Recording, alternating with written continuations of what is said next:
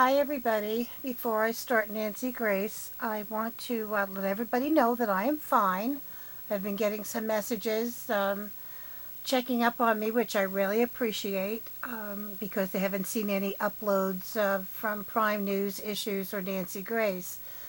All of the shows are covering Tiger Woods, the Amanda Knox case, the White House gate crashers, things of that sort. And that's not something that I have the need to record. I mainly record anything regarding children, updates on the Haley or Kaylee case, any new cases that come about. So the only thing I can suggest is if you don't see an upload from me, check the comment section on my YouTube channel, and I post links there for things that I see in newspaper articles regarding updates concerning the cases that we've all been following for the last year or so. Here's a new case about a little girl, and I will record the show for you to watch and say a prayer for.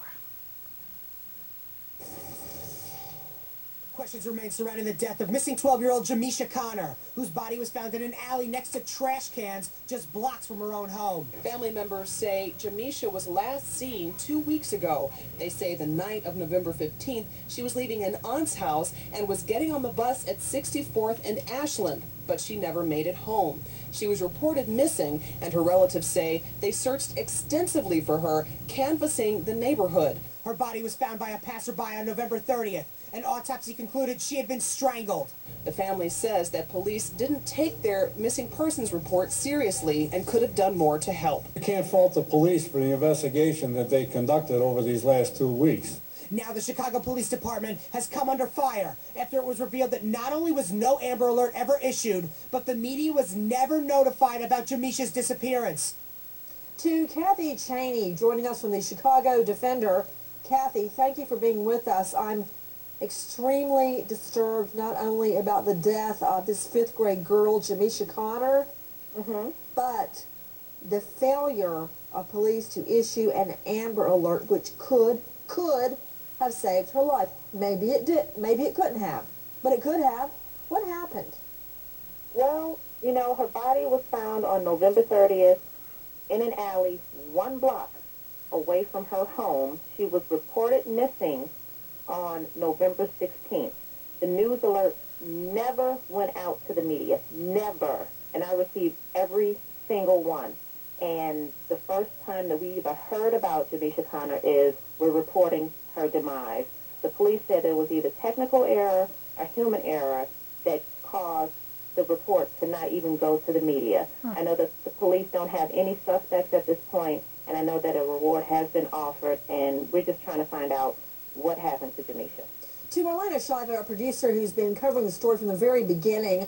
Marlena, tell me exactly the time sequence, the timeline. What happened in Jahmeshia Connor's disappearance and her murder? Everyone, we are talking about a little fifth grade girl out of Chicago. This child, Jahmeshia, look at that smile. Can't you just see her up in the choir, the church choir, singing her little heart out? The one thing she loved the most was singing in that church choir. And that day she went to choir practice at her church, got on a bus, and was never seen alive again. Marlena, fill in the gaps. That's exactly what happened. She was at church that afternoon. She was with her family. Then she gets on a bus, Nancy, and she's never heard from. Her mother reports her missing the next day because she thought she was staying at her aunt's home. And so when she didn't arrive from school home that day, she called the authorities. Now, Nancy, her body was not found until 2 weeks after she went missing. Police said she'd only been dead for maybe 24 hours. That means... Oh, no. Yeah. No. Yeah. If we had known, we could have said something. We could have done something, and possibly we could have avoided what happened to this little girl. It's really a shame. Marlena, what was the condition of the body? What do we know? What are our clues?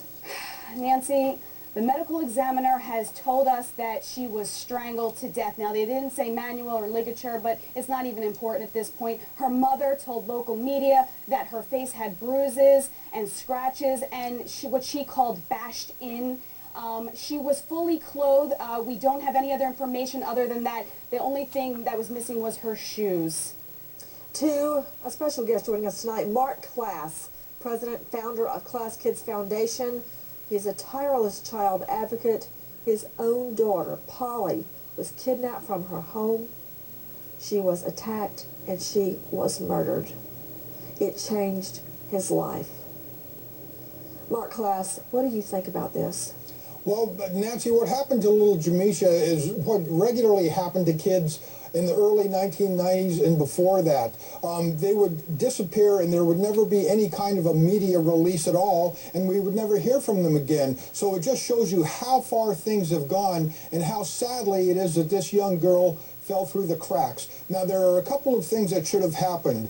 Law enforcement should have taken a report, entered in an NCIC number, and the little girl's missing flyer should have been posted in two places at least. Number one, the Illinois State Missing Children's Clearinghouse website, and number two, the National Center for Missing and Exploited Children. So it should have been up there, and it should have existed. Obviously, it should have gone to the media as well. Obviously, she shouldn't have been in the void for 24 hours before her parents even released the information or reported the information to the authorities, at which time it might have been even too late to activate an Amber Alert, because as we all know, Amber Alerts are about the immediate release of information to the public so the public can assist in the recovery. And very quickly, Kathy Cheney with the Chicago Defender, how soon did the parents call police?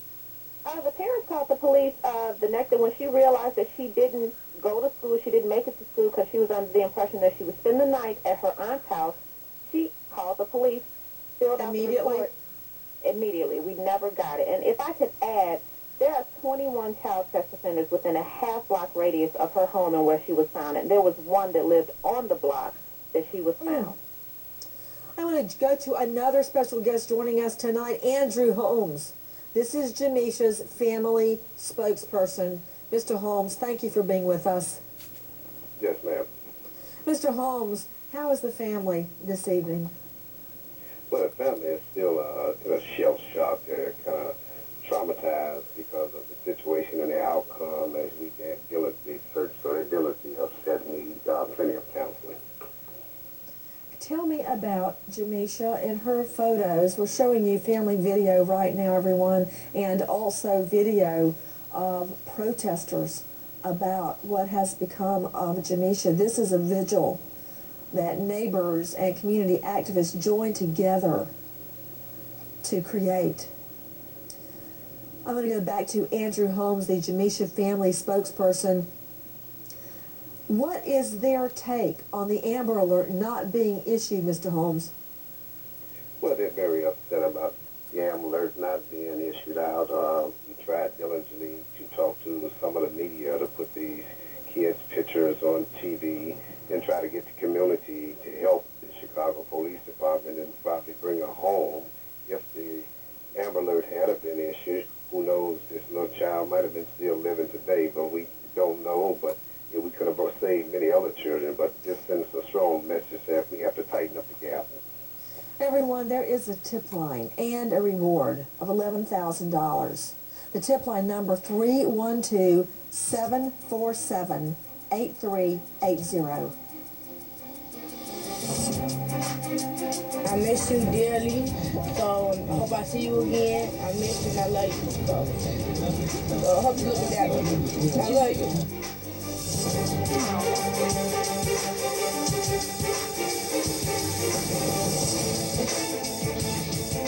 Thank you.